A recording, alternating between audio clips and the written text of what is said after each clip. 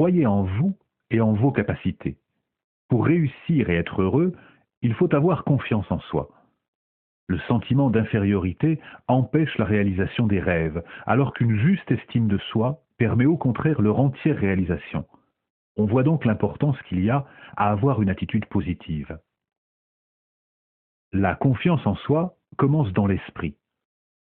Comment, en effet, peut-on avoir confiance en ses moyens si on entretient sans cesse des pensées négatives et si on se dénigre constamment? Tout est question d'attitude. Il faut imprégner son esprit de pensées positives pour espérer profiter de cette force qui vit en chacun de nous. Si nous vivons dans la crainte constante de malheur, comment pouvons-nous espérer être confiants? Et il y a plus grave encore, à force d'y penser, on risque bel et bien de faire survenir les événements redoutés. Le manque de confiance en soi constitue l'un des problèmes majeurs qui affligent une bonne partie des gens. Dans le cadre d'une enquête menée par une université, on demanda à 600 étudiants d'identifier leurs problèmes personnels majeurs. 75% d'entre eux considèrent leur manque de confiance en eux comme leur plus grand handicap. On peut vraisemblablement avancer les mêmes chiffres pour la population en général. Partout, on rencontre des gens qui tremblent intérieurement, qui ont peur de vivre, qui souffrent d'un complexe d'infériorité, qui doutent de leur capacité de réussir. Ces gens sont obsédés par la crainte de l'échec. Devant le refus de leurs propres valeurs, ils se contentent d'une mesure inférieure à celle qu'ils pourraient donner. C'est ainsi que des milliers et des milliers de personnes vivent à quatre pattes, oppressées par la peur et par le sentiment d'échec. Or, dans la plupart des cas, ce sentiment d'impuissance n'a pas de raison d'être. Les épreuves sapent à la longue l'énergie et la confiance des gens. Pour éviter de sombrer dans un découragement, par ailleurs sans fondement, il suffit de réévaluer ses qualités.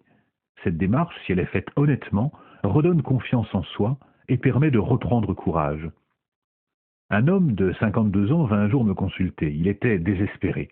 « Tout ce que j'ai édifié dans ma vie est détruit, me dit-il. Tout, lui demandai-je. Tout, il ne me reste rien et je suis trop vieux pour recommencer à zéro. J'ai perdu tout espoir.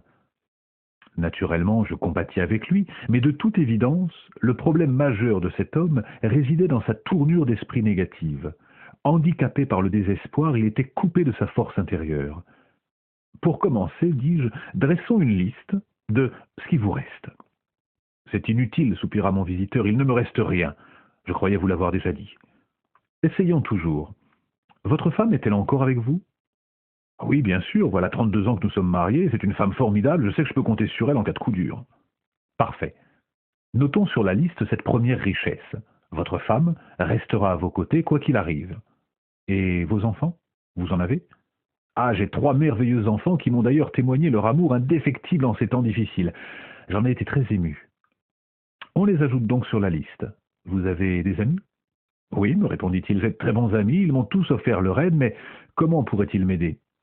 Des amis fidèles et serviables, voilà bien une autre richesse. Avez-vous la conscience tranquille quant à votre conduite? Oui, j'ai toujours été intègre. Parfait. J'ajoute à votre actif l'intégrité. Et qu'en est-il de votre santé? Ah, je jouis d'une bonne santé, je ne suis pour ainsi dire jamais malade. J'inscris donc sur la liste bonne santé. Et votre foi? Croyez-vous en Dieu? Croyez-vous qu'il peut vous aider? Oui. Sans son soutien, je n'aurais pu passer à travers tout ce que j'ai vécu.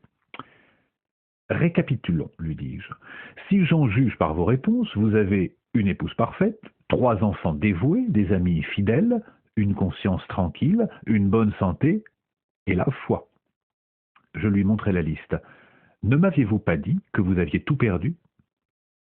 Mon visiteur sourit d'un air confus. Je n'avais pas pensé à cela, avoua-t-il. Au fond, la situation n'est peut-être pas si critique que ça. Si seulement je reprenais confiance en mes moyens, je pourrais repartir à zéro, même à mon âge. Cet homme réussit à recommencer sa vie, mais il dut pour cela changer sa tournure d'esprit. La foi balaya ses doutes et il découvrit une force intérieure toute puissante. Cette anecdote illustre bien les propos du psychiatre Karl Menninger. Les attitudes importent plus que les faits. Voilà une vérité qui est indispensable de retenir. Le fait en soi, même hérissé de difficultés apparemment insurmontables, importe moins que l'attitude que nous adoptons à son égard. Attention, votre façon d'envisager une situation peut vous vouer d'avance à l'échec. Par contre, la confiance et l'optimisme peuvent influencer les événements et même permettre de surmonter tout problème éventuel. La confiance dépend de votre façon habituelle de penser. Si des idées de défaite vous habitent, vous vous sentirez forcément vaincu. Alors, prenez l'habitude de penser sainement. Ainsi, vous acquérirez la conviction intime que vous pouvez surmonter toutes les difficultés, si épineuses soient-elles. La confiance décuple les forces. L'expérience a démontré la vérité contenue dans ces mots. Soyez audacieux et une force formidable vous soutiendra. Vous la sentirez grandir au fur et à mesure que votre confiance modifiera votre attitude face aux événements. Le secret de la réussite est d'emplir votre esprit de pensée inspirée par la foi et la confiance, pour en chasser toute trace de doute et de découragement.